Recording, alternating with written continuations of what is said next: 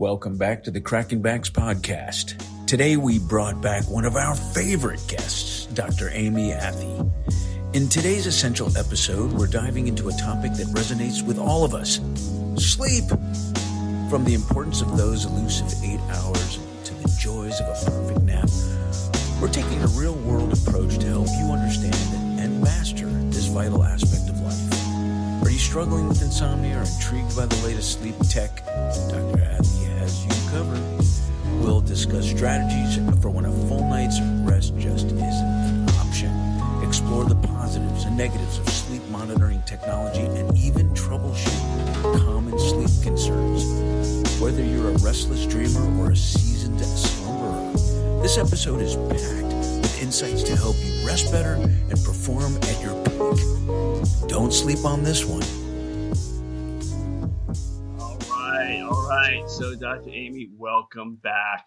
You know, it's so nice to see your beautiful face. And for round two, here we go. And today's podcast, we're going to talk about something that everybody can relate to, except Dr. Spencer, who doesn't sleep.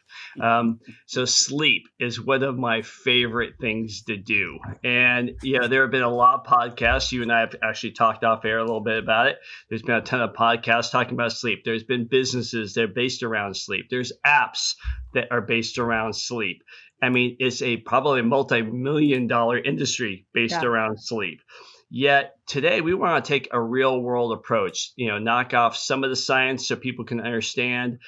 And I want the average person, after listening to this for 45 minutes, to walk away with some real knowledge about sleep. So I want you to set the stage and tell people what the importance of sleep is for wellness and performance. Yeah. And first, thank you guys for the opportunity to be back. I had so much fun last time, and just really appreciate also the opportunity to share hopefully some takeaways that people can immediately start using to help their own lives, their wellness, their performance, and optimizing sleep. So thank you. So sleep,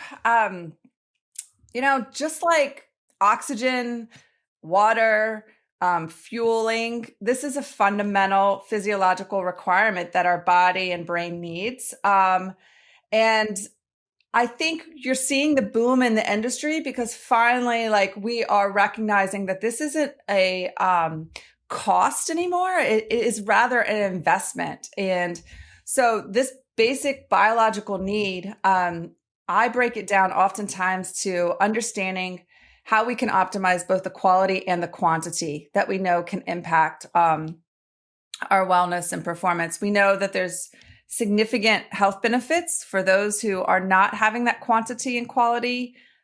We see it impacting all of our bodily functions and systems, anything from difficulty regulating our blood sugar or our body weight, anything from the emotional regulation side. So, you might be aware, I don't know if Dr. Spencer ever gets irritable on his rock star evenings, but if you're not getting that sleep, certainly you probably may see those you care about being a little grumpy or irritable, or just perhaps more reactive in situations. And then other things like attention, memory, the consolidation of learning, and decision-making, right? None of which really we haven't really seen something that can rescue those decrements if somebody is not having that quantity and quality. So whether it's kind of in the moment for performance or even overall wellness and longevity, it's critical. It's a critical process that allows our brain and bodies to restore, recharge, and be able to meet the demands in our lives. I always felt that sleep was overrated and it's actually underrated. I remember as a kid wanting to go to bed and get up right away. So in defense of my sleeping habits, I may be up at 3:30 in the morning every morning without an alarm clock, but I'm worthless by 8:30 at night, just to be clear. Yeah. So people know not to give me a call at 8:30. Yeah. And there are, in general, we, in general, the population kind of has oriented to the sleep schedule more on our circadian rhythms, which is this natural biological clock we all have. It actually regulates a lot of processes in the brain and the body, not just sleep. And that is largely attuned to the light. So when the sun at dusk, when the sun is going down, our body starts through the pineal gland releasing natural melatonin, and we start with our hormonal processes having that build of our sleep drive that then 2, 3, 4 hours later, we find, if the conditions are right, this natural rhythm and falling asleep. For some, Dr. Spencer, like there are few who may be like those night owls or those early morning risers. I am hesitant as a practitioner in jumping in too much. Those are very small percentages of the population. I think for a long time, people would say, oh, well, I just get up early. That's just my natural clock. And I think it was a little bit of a cover for the fact that actually you're really meeting other needs, the need to be productive, the need to execute, whatever's on the list for the day. Versus if you removed those contextual demands, what would really happen? Like, what would your natural rhythm kind of be? In general, people tend to find that like 9 to 11 window somewhere if all of those demands were removed, and then wake, anywhere from that like 5, 7:38 window. So there are very much individual differences. And I think understanding that is a key component when we look at sleep needs, sleep ability, and sleep opportunity. And those are 3 very important aspects when we think about how we optimize our sleep. You first have to understand, what is your need? And like you said, Dr. Spencer, your need, you tend to kind of go to bed early, get up early. And that's more of your natural rhythm. I would argue probably your need is still in that 7 to 9 hour window of sleep. That, if you go to bed too late and you're still getting up at that time, or, even trying to extend it is probably harder for you. But then, we also talk a lot about, and this is where I'm grateful for this opportunity to get into more around the specific strategies to optimize our sleep ability and what can we do in terms of our behaviors that can optimize our sleep. And then, of course, we have to have the opportunity, and that goes back, Dr. Terry, to the real life demands. Whether you're a shift worker, whether you're an athlete who doesn't get to decide what time game time is in your flight coming back to your home, or just our personal lives of travel and juggling kids and work. That sleep opportunity, we do have real life constraints. And so how do we navigate those real life constraints to be able to have those opportunities to sleep? So let me understand that. Now, I had to giggle while you were saying that there are, getting up at that hour is because you default to the demands that you place on yourself for getting things done, being productive, because that's like a big obsession for me. And when I remove those elements, I can actually sleep till 4:30, 5 o'clock. I don't have to walk the dog, or I'm on vacation or what have you. And it's funny because you're so right.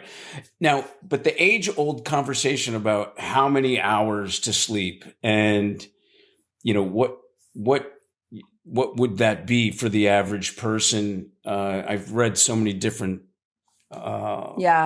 ranges with that. It does differ on age, and like when we talk about athletes or high performers, the load in which one, the allostatic load, whether that's cognitive load, physical load, emotional, relational stressors. In general, for adult age, people are going to probably fall in the lines of 7 to 9 hours in general. We do have extensive body of research supporting that under 7 hours consistently, we see significant deficits. And when you're talking about cognitive emotional deficits, some of that oftentimes we are even unaware of. And there's some great studies out there that subjectively someone may not acknowledge the impairments, but the objective data on the neuropsychological tests are very clear. We do just kind of adapt. I mean, I remember, frankly, my first child had colic, and I was also studying for my national exam for psychology. And I remember it wasn't until after I recovered that sleep loss, and got out of that chronic state of deprivation for 6-8 months, I looked back and I was like, holy cow, the fact that I was driving a child around, was absurd. When you are sleep deprived in the midst of it, people will deny the fact that they may be impaired. And yet the reality is, if you look at objective measures, the impairment is incredibly clear for that sleep deprived state over a long term. So that's why you see in industries now a lot of protective policies and processes, whether it's in the trucking industry, the airline industry, where there are dedicated rest periods to be protected, to hopefully mitigate or hopefully avoid chronic deprivation. But yeah. On that note, we talk about sleep deprivation. Can people sleep too much?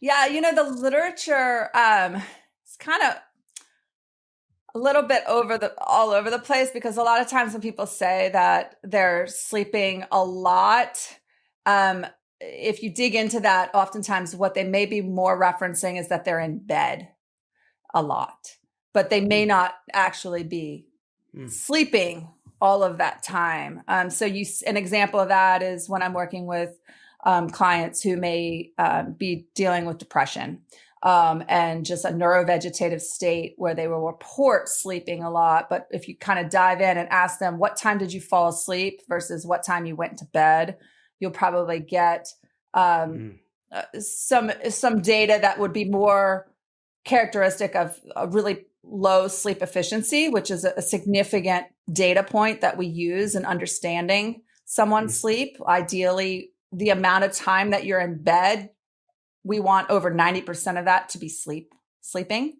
But the data's kind of all over. I mean, I will look at Dr. Matt Walker, a leading sleep researcher. He'll suggest that actually there could be those who are sleeping and having negative health effects from 10, 11, 12 hours of sleep at night. We don't have certainly the national crisis with sleeping too much as we do the deprivation or low number of hours. So it doesn't get talked about as much. And I think we still have a lot to learn in the science around what is really happening when people report sleeping too much for them. I just know sometimes you go on vacation, and if you sleep too much, you don't feel good. And there's been times when I wake up, it's been 12 hours, and the whole day I feel like I'm just in a lethargic fog. I just don't seem to go as well. Yeah, absolutely. I think there's also I'm also really curious about the relationship, then the sleeping too much, but also then the physical inactivity that, obviously something has to give if you're taking those hours up. And for me, I similarly, I know when I am stressed, sometimes I just want to go to sleep. But sleeping that 9 hours, what I'm taking away is honestly getting up and getting a workout in. Right. So is it the extra hours sleep that's kind of making me lethargic? Is it the absence of physical activity? But also the other piece you mentioned on vacation, something that's very real. And often I am dealing with this when I'm working with elite performers, is the concept of social jet lag. And just like when we travel time zones and our body clocks are just incongruent given the fast paced travel with a new time, when, oftentimes elite athletes, for example, their day is very programmed, right? Like they may have their morning lift or their morning workout. They're up at 5:30, and they're stacked, whether that's meetings, classes, video, treatment, practice, etc. And then they get an off day, and oftentimes it may be Sunday, it may be Saturday, but it's often correlated sometimes with a weekend, right? So when they get that off day, it's like, well, what are you going to do? I don't have practice tomorrow. I don't have a game tomorrow. So we're going to go out and we're going to actually like kick it up a little. And you extend then your night, 2, 3, 4, 5 hours, right? And then you still want to get some sleep because it's an off day. I can sleep in. So now I'm going to sleep in till 11, 12, 1, 2. It really is no different than shifting time zones, that many time zones. And so the regularity of sleep schedules really is critical. Now, I'm not saying don't live a little, but just be aware that, like you mentioned, Dr. Terry, on vacation, if you're drastically shifting off of a regular schedule, you may experience some negative, kind of just not feeling so great. Because it's really hard to shift more than an hour. Honestly, like when we work with scheduling issues with people's sleep schedules, we try to kind of do that in 15-minute increments a day. But really big shifts like that can leave you feeling kind of foggy and groggy. I read last year a fascinating fact, and it's driving with sleep, having experienced sleep deprivation is more dangerous than driving under intoxication. And we have, right? Yeah. Yes. Yeah. We have the impact of drowsy driving is much more pervasive. And we actually, when Dr. Michael Granier and I put together REST, a recovery enhancement sleep training, a sleep wellness program for performance we started with athletes. Now we've kind of iterated it for many high performing occupations. That was a noticeable difference, was not only that when people receive the information, so they know more of what to do to troubleshoot their sleep and optimize their sleep, they had the support, perhaps they had data coming from a wearable device. But not only did we see benefits in their increased reported energy, more sleep, they were getting more sleep and better quality sleep, improved mental health, anxiety, depression, decrease in stress, but drowsy driving was also one of them that we asked about. And it was significant, improved in terms of like that overall alertness. And it is a significant issue. We have a lot of people driving around, windows down, air conditioning going, music blasting, and you're starting to see some more comprehensive strategies. Like, for example, I bought my car is relatively new, and I was just on a road trip this past weekend, and after about 3 or 4 hours, the computer asked if I needed a break, or should I pause? Yeah, take a break, which is interesting. It was pretty cool as someone who values that recovery. It was cool to see. Yeah, I unfortunately learned the hard way. I almost crashed just nodding off. And my ex-wife used to scream in my ear if she was driving with me. And I thought, wow, I should probably make a recording of that and consider using that every time. And now if I get tired, I will pull off the road anywhere, any place, anytime. And it could be in a terrible neighborhood, but I'd rather get robbed than to crash and burn. So anyway, yes. With that said, I am curious of about 5 different aspects that you may want to enlighten us with in regards to what people can do to have a better sleep right now, whether it be a routine or cold versus dark or quiet, or maybe maybe white noise, or wind down routines or wake up routines. Can you make comments on all those possible issues? Sure. So I alluded to the first one. The first thing is a regular schedule, which I understand for some people, the real life constraints make that challenging if their occupational schedules are shift work or varied. But we know that if we can get into that regular schedule, people tend to deal with those real life constraints. I guess they're more able to kind of bounce back. So I really encourage, and we do this pretty deliberately with our kids. I mean, many people talk about my kids' nap time is at this time. If they're little, they have 2 nap times. And then at this time we do dinner. At this time we do bath. Then we read a book, and then we rock. And then there's bedtime, right? And we know kids who get off that bedtime schedule, like when you travel. I mean, I referenced it as DEFCON 2, DEFCON 3, like things go off the rails, right? Right. Very quickly. So why is it? I mean, we're doing this with little humans, and we see the value of schedules for our sleep, and yet then we kind of forget the value of that. So I start with scheduling. Like I said, I know that's hard. Sometimes you have a weekend, you're like, oh, I'm going to extend my hours. That's great. But really kind of staying as close to that as possible is really helpful. The second thing I talk a lot about is those environments. And you also just mentioned cool, dark, and quiet. Some people we have found do like the white noise, and certainly dealing with those environmental changes or challenges, like when you're traveling in hotel rooms. I was just in a hotel room. I don't know what the new deal is with the blue strobe in the smoke detector. I don't know what that's going on in the hotels now, but I'm like, that's got to go. But dark out as much as you can at night for the getting rid of that blue-green light. Cold. Usually you need to see our body temperature is going to drop about 1 degree Celsius, 2 to 3 degrees Fahrenheit at night. So many of us do better if we can drop that temperature.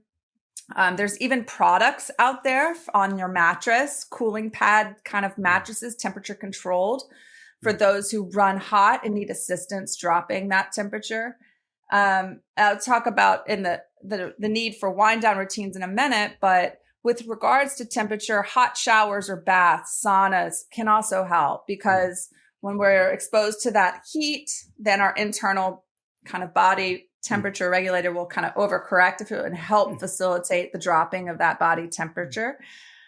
So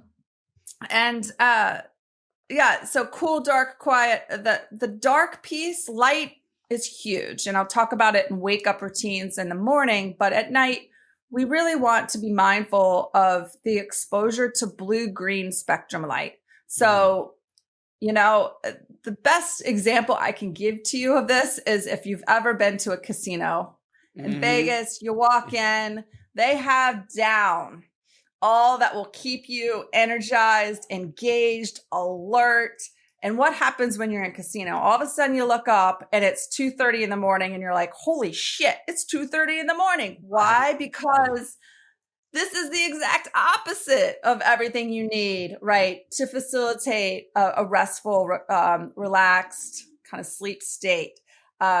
So why is it that you're surprised when you've been working under fluorescent lights for 8, 9, 10 hours and you get home and it's taking you a minute, when you're go?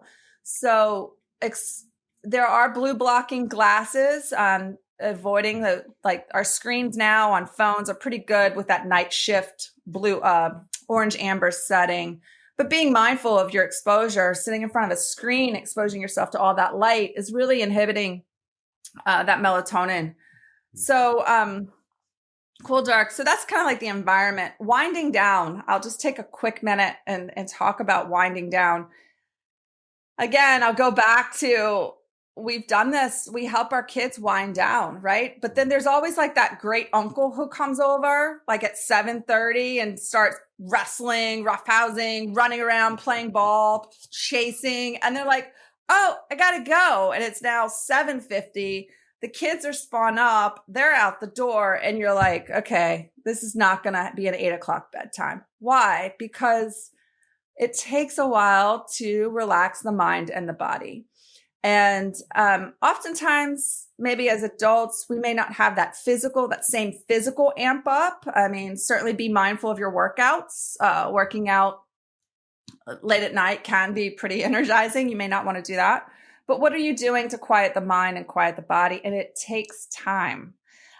So, I recommend at least an hour getting into some type of routine Most people brush their teeth. Can you add on one more thing to that habit tonight? And before you brush your teeth, you're going to maybe take 5-10 minutes and just kind of sit quietly and do some deep breathing or an active relaxation routine.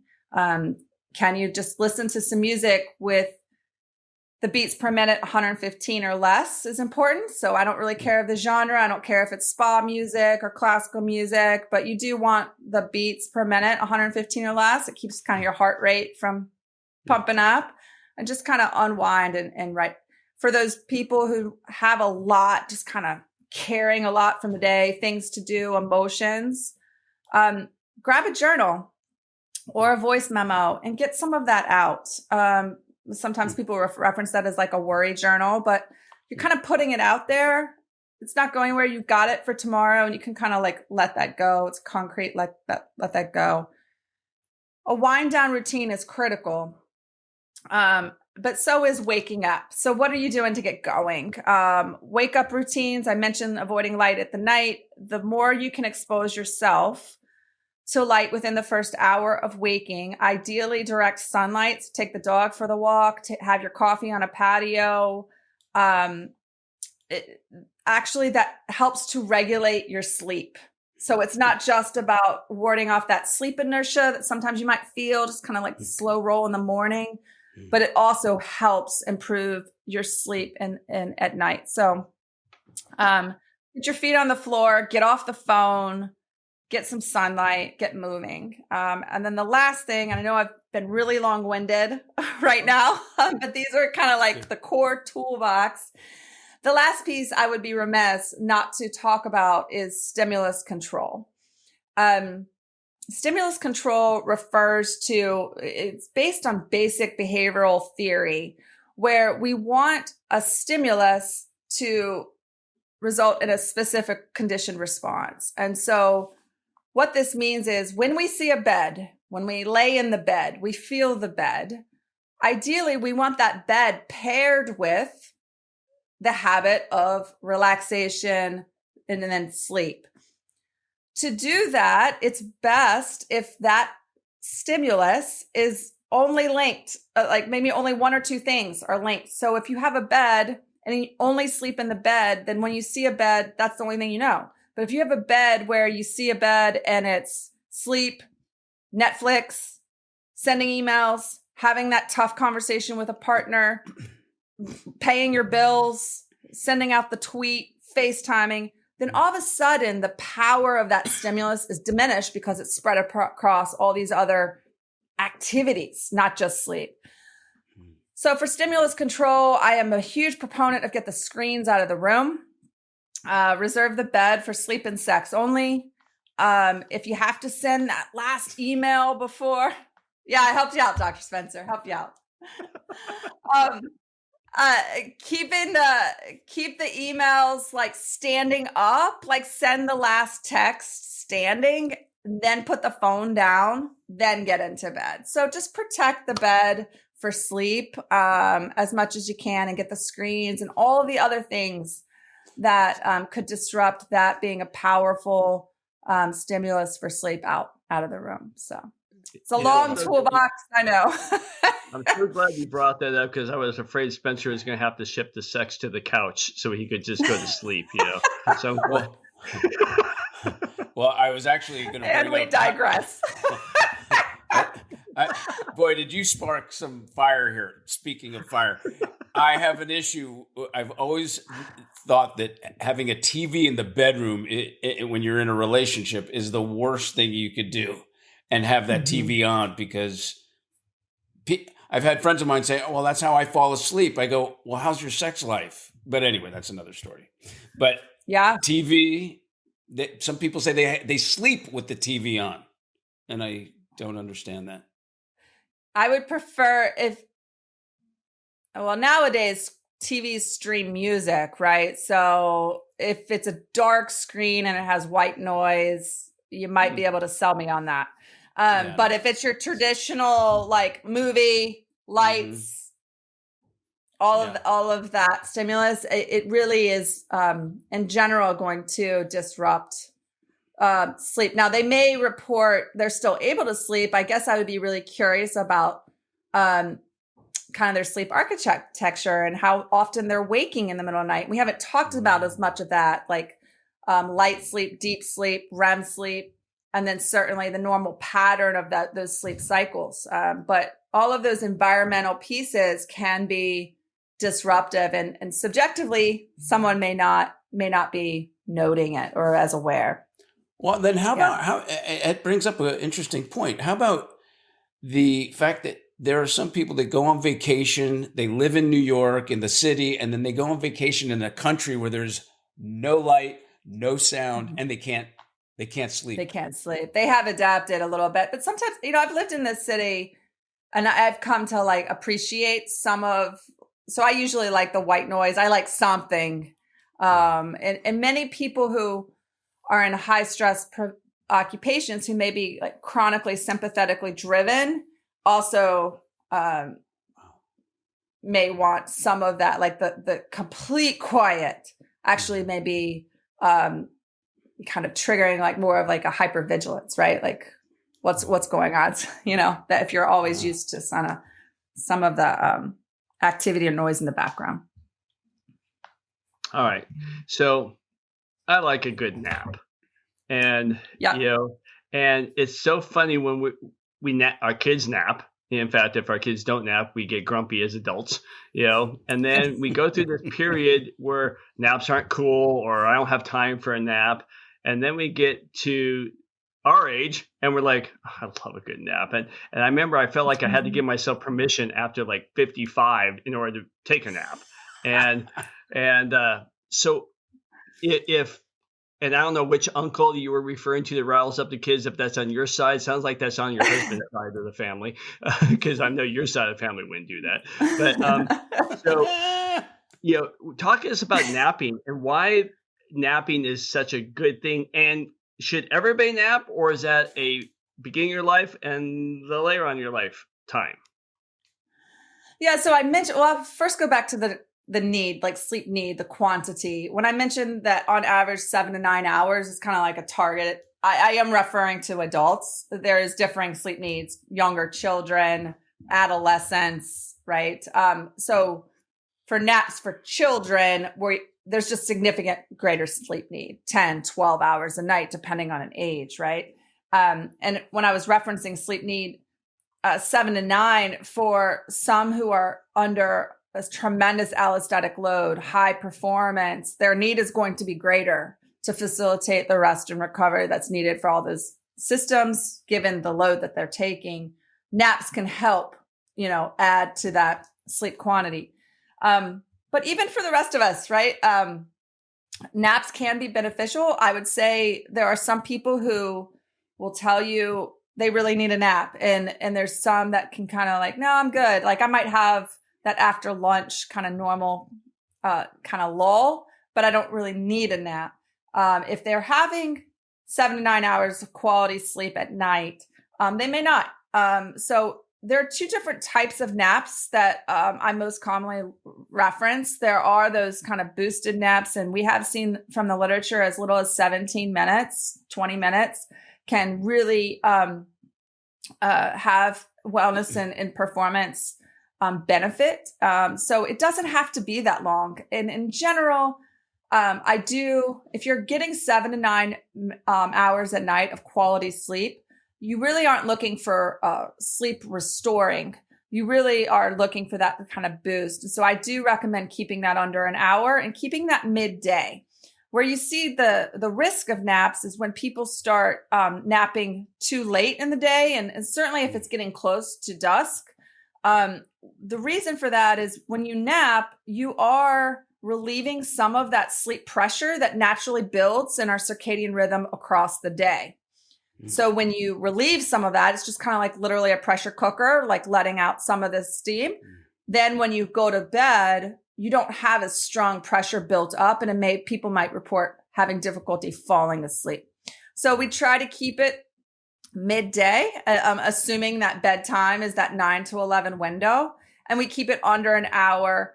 If you wake from a nap and you feel like you just got hit from a Mack truck, like just disoriented, feeling like crap, odds are you woke during a deep sleep cycle. And I know we haven't talked about the stages of sleep, but certainly if you wake in a deep stage of sleep, it can be very disorienting. It just can feel like crap. So if that's the case, you need to, when you try again, set your alarm for about, 15, 20 minutes a little earlier, get up. But definitely, that 20, 30-minute mark, there can be tremendous benefits. The second type of nap is more of like a sleep restoring nap. And it's for those people who may not have gotten all that they needed at night, and they can sleep. And I typically say more than 90 minutes, which gives them enough time to go through light stage, deep sleep, back up to light, to that REM, that full cycle, can also be restoring. But in general, if you find a 20-minute nap midday is great, and you are still having enough and good quality sleep at night, I think go for it, Dr. Terry. What are your thoughts on all the ways to gauge, or all the apps and all the gadgets out there that measure, I hear different points of view. Your thoughts? Yeah. It's a great question. I'm so grateful for the opportunity to speak on this part.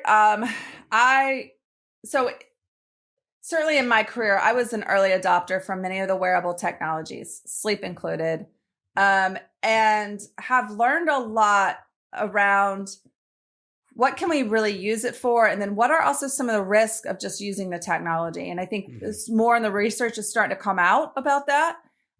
First off, I will remind everyone that wearing XYZ device, whichever one, and there's tons of them out there measuring sleep and other biometrics, that in and of itself is not an intervention.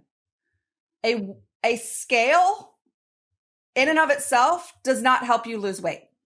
It measures your weight. It's helpful information informing you perhaps on maybe the impact of some of the choices you are making. But honestly, when we look at weight management, especially for those who are trying to optimize their weight, there's not a dietitian out there that says it's a good idea to weigh yourself every day, right? Or to look at it multiple times a day. If anything, I've had performance dietitians tell me to freaking chuck the scale out the window. Right. They don't even want you looking at it. They want to know more about other subjective ratings of how you feel. Where's your energy? How's your emotionality? Your ability to regulate emotions, bounce back from stress or bounce back from physical demand. So wearing a device that tells you about your sleep is not the same as behavior change. It is an element of information that can be valuable if used in a proper way. We are seeing recent research come out that actually for some people, it is creating such rumination and anxiety that is actually negatively impacting their sleep. So they had a night, they thought they slept pretty well. They wake up the next morning, they look at this app. The app tells them whatever R score, and all of them have different names for them. And, oh, well, I'm only at 65%. Well, shit, I thought I did pretty well. Right. And so now I'm all spun up wondering, like, I've got shitty sleep. Now what am I going to do? So how do you use this data in a way that's actually going to help optimize you, not spin you up, not get you ruminating, right? I encourage people to look at the patterns. So data is helpful. Look at the pattern, maybe check it. If you're wearing it, maybe check it once a week, certainly maybe once a month, kind of look, what is the overall pattern? What is your overall sleep schedule? Is it really erratic? Is that because of your own choices or outside demands? What can you mitigate there?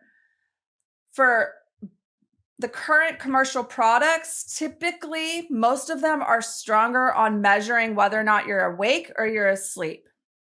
The gold standard of measuring sleep is something called polysomnography. It's when you go to a lab. There are some at-home kits now that through medical facilities you can, doctor's orders, you can get those tests too, but they are measuring our brain waves. That is how they are measuring light sleep, deep sleep, REM. There's nothing that you're going to wear on your wrist or your finger that is going to measure your brain waves. What they are measuring are other biometrics and trying to correlate and guess what that sleep stage is. In general, what I've found is many of the commercial products are very, what we call reliable, valid in measuring whether or not you're asleep or awake. Pretty good, close to that gold standard. But telling you if you're in you're in deep sleep for 4 hours or 2 hours or light sleep, that's where, in my opinion, they are falling short. We just don't have it yet. I have technology advances could happen and we might get there. That's, in my opinion, a weakness. So don't get so caught up with that stage of sleep. But if it's telling you your sleep efficiency score is 70%, meaning when you're in bed, you're only sleeping 70% of that time, that's important data. So what can you do to increase that? First thing is, if you're not sleeping, get out of bed within 30 minutes. Again, goes back to stimulus control. We want the bed for sleep. So if you're not sleeping within 30 minutes, get out of bed. If that's 2 a.m., get out of bed. Do some of that wind down routine that can kind of help relax you, and then try again. That's huge. So I use wearables, understand where they can give you patterns, understand if they can tell you if you're awake or asleep, and be a little bit hesitant around the sleep stage data. I think it's funny. Someone who wears that Aura ring said that they registered it at the same level that they did before they caught COVID. And I said, well, how do you feel? And they go, well, I feel good. And I go, well, all right, there's a disconnect there somewhere. So that's one of the compelling reasons why I asked. I want to ask you about we didn't mention anything about nutrition, and I see a lot of people get on these CPAP machines to help them obviously oxygenate their system so they could sleep better, because they snore, they choke, they choke themselves awake again. And I shared some thoughts about changing their diet, less wheat before they go to bed, or bread or pasta, or less dairy, and it works magic. Talk to me about what you find with these people opting for CPAP machines. So CPAP machines are a primary intervention for a sleep disorder called sleep apnea. And sleep apnea is when we are sleeping, we actually have apnea events where honestly we are not breathing. There's two main types of apnea: central and obstructive. Obstructive is really common in males over 30, athletic build, and it's often not treated. So when someone is loud snoring, gasping for air, waking, choking for air, their oxygen levels are dropping. And this is a very significant disorder that needs treatment. CPAP machines, what they do is, there's 100 different kind of masks out there, but its essence in wearing a nose mouth mask, there's air that's kind of keeping their airway open, and it allows their breath. And many people, once they have found the right mask and they are using this machine, they will report their energy levels have been better than they have been in years. They're better able to manage their weight, respond to the stressors. So all those physical and mental impacts from poor quality sleep do improve. So CPAP machines for apnea. There's also new dental guards coming out. So there's some different treatments. But the first thing I do when I'm working with individuals is do a screening, because no amount of sleep hygiene is going to treat a disorder. It's like going to a doctor with strep throat and he tells you, oh, you just need to wash your hands. No, I that's like, we've missed that boat, right? Like, yes, I need to wash my hands and I need treatment for my illness. So cool, dark, quiet is not going to help. Wind down routines is not going to help sleep apnea. So it's really a critical for people to be screened, to talk to their medical provider. When people are reporting decrease in energy levels, sleepiness is also a risk factor, or kind of a sign of apnea. So not just feeling tired in the afternoon, but literally like nodding off. You get in the car in the passenger seat, you nod off. So they do have screeners to kind of ask questions about sleepiness. Or if you're sleeping that 7 to 9 hours a night, but you still aren't feeling rested, it's an indicator that there's something with the sleep quality that's going on. And apnea is incredibly common.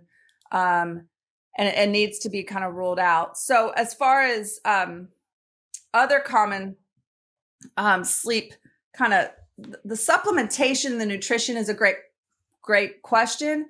Oftentimes I'm just trying to recommend avoiding things that may be disruptive. So if you're a spicy food, that's probably not the best at night. A large meal, probably not the best at night. Supplementation industry is a wild west. Literature on supplements such as melatonin, which is the most widely used and also misused supplement for sleep, besides alcohol, is when you look at the literature, the purity ratings on any of the over-the-counter supplements, they don't match to what they're reporting in the bottle, anywhere from like 20% of what they're really saying all the way up to like 400%. So it's all over the bottle. So really be careful there. And reality is melatonin is not an effective sleep aid for insomnia, and it's commonly misused. It's really around helping with sleep timing and that circadian. So it can be helpful for adjusting in time zones and if you're needing to shift your schedule. But if you're trying to fall asleep with it, it's not gonna be effective. And it's just often misdosed and misused. So I lean a lot on our performance dietitians and experts there for the nutrition, but those are some general guidelines that I share. Yeah, I mean, traditionally people have dessert, a high carbohydrate or, simple carbohydrate approach to their last, to dinner time. And then, I understand that really affects, hormone balances, your blood sugar rises and drops, or even some people that drink red wine before bed, that has an effect on stimulating your system. Or you could fall asleep, but then you wake up with your heart pounding, from what I understand. Right. So alcohol is the most widely used sleep aid around the globe. It can help you fall asleep. It is going to ultimately disrupt your sleep, disrupt your REM, and the metabolites from alcohol. So when our body breaks down alcohol, the metabolites are stimulants. So if you've ever rock starred from 7 to 11, you go to sleep and then you wake up at like 3, 4 in the morning and you're like awake, that could be some of what's going on for you. So absolutely, it may help you fall asleep, but it's incredibly disruptive. Even as little as 1 glass of wine. If you're wearing any of those wearable devices, you'll see certainly your heart rate variability take a tank, and as well as impacting your sleep. Yeah, I think nutrition is often offended, by people don't realize it and how it affects their sleep, whether they eat too much or not. But Yep. I would like to ask before we wrap up if there's anything that you would like to share that we haven't asked you about that would be something the audience can entertain tonight, even to get a great night's sleep. Any thoughts? Yeah, I would say some of the most common questions I get when people walk in my office is, especially, so you mentioned the wearables, they're going to highlight to people that they're waking up. I'm waking up a lot. Well, how many times are you waking up? 5, 6 times a night. When you wake up 5, 6 times a night, how long does it take you to fall back to sleep? Oh, I don't know, a minute, 2 minutes. Our normal sleep, if we go through our sleep cycles, again, I didn't dive into that, but we start with light sleep, we go to deep, we come back up to light, we have REM. We wake up in those cycles at that light sleep. 10 to 15 times a night is normal. We just don't remember them. So the issue isn't that you're waking up. The issue is if you wake up and you can't fall back to sleep. Again, I go back to that sleep efficiency score. That's the total time in bed. What percentage of the time are you sleeping? So if you take 10 minutes to fall asleep and you may have 2 awakenings that are 5 minutes, and you may take 10 minutes to get out of bed, your sleep efficiency score over an 8-hour night is pretty high, right? So if you have multiple awakenings, however, and or you're up for 5 hours combined, then your sleep efficiency score is going down. So I just remind people when they hear they're waking up multiple times, my question is, how long is it taking you to go back to sleep? Where's your sleep efficiency score? Do you feel rested? And then the other piece, I mentioned Dr. Michael Granier. He also worked with Dr. Michael Perlis at UPenn, who's done incredible work around insomnia and also understand poor sleep with related to suicidal ideations and mental health issues. We are seeing sleep disruption as one of the most powerful indicators of onset of depressive episodes, as well as suicidal ideations.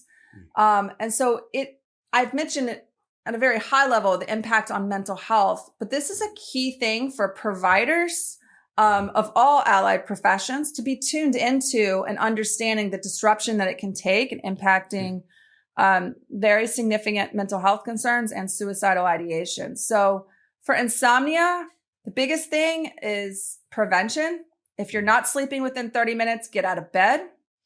If you typically are a solid sleeper and you have that one night for whatever reason, you may not even know why, just bad night. You couldn't fall asleep. Maybe it was the biggest thing is, and Dr. Perlis will say, is do nothing. Do not sleep in because you didn't fall asleep early. Get up at your normal time. Don't take a 2-hour nap because you only got 5 hours of sleep. Power through. Don't jack up the caffeine trying to get through and then disrupting your ability to fall asleep at night. Go to sleep at your regular bedtime. And it's amazing how our bodies do come back to that homeostasis and that regular rhythm. So if you have a one-off bad night, the little I, insomnia, is just like the little D of depressed. If my boyfriend and I break up, I might feel depressed. That's not the same as having major depression. If I have a rough night's sleep, I may have the little I, insomnia. It actually doesn't meet criteria for insomnia disorder. So we can troubleshoot and cope when we have disruptions in our lives and our mood or our sleep. And if things do shift to major depression, we have treatment. If things do shift to insomnia disorder, cognitive behavioral therapy for insomnia is incredibly effective, far more effective than medications. And we can help right the ship there too. So those are the two kind of main pieces that I get asked about a good bit. That was great. I feel like I have so many more questions. We you know what? We love you. We love when you're on. We had fun. I love nerding out. I love sharing this. And more importantly, I think I shared with you guys this offline. Like, there are some remarkable scientists in this field that I draw upon, I learn from. I love kind of just absorbing and taking in. My passion is hopefully being able to help people with the changes they're looking to make in their lives. And whether it's troubleshooting, feeling more confident and more in control of the choices they're making, and kind of, instead of just responding to, oh my gosh, I got to get a 4 a.m. flight. How am I going to do this? I've got a game plan, right? So I love the opportunity, kicking around, nerding out, but also I love the practical side of let's help people with some tangible to-dos. Awesome. Thank you so much, Doc. And you have a great day, and we'll be in, Thanks. You're always welcome back on the show. And when you find something that's really cool and nerdy, bring it on. We'll I will. Well, here's the first really cool or nerdy. I'm not sure. I'll let Dr. Spencer. But I have not seen the ski video, and I'm a little hurt. I'm a little hurt that I've not seen the video. Because it hasn't happened yet. It's not until July 28th. So I won't be on the slope until July 28th. So, okay, I'm holding you to it. This is accountability. Yes, accountability. Yeah, I've got Mary Had Low Lamb on cue, ready to go, and we will be doing it. I will be asking. So awesome. All right. Y'all be well. All right, you too. Bye. Thank you for listening to today's episode of the Crackin Backs Podcast. We hope you enjoyed it. Make sure you follow us on Instagram at Crackin Backs Podcast. Catch new episodes every Monday. See you next time.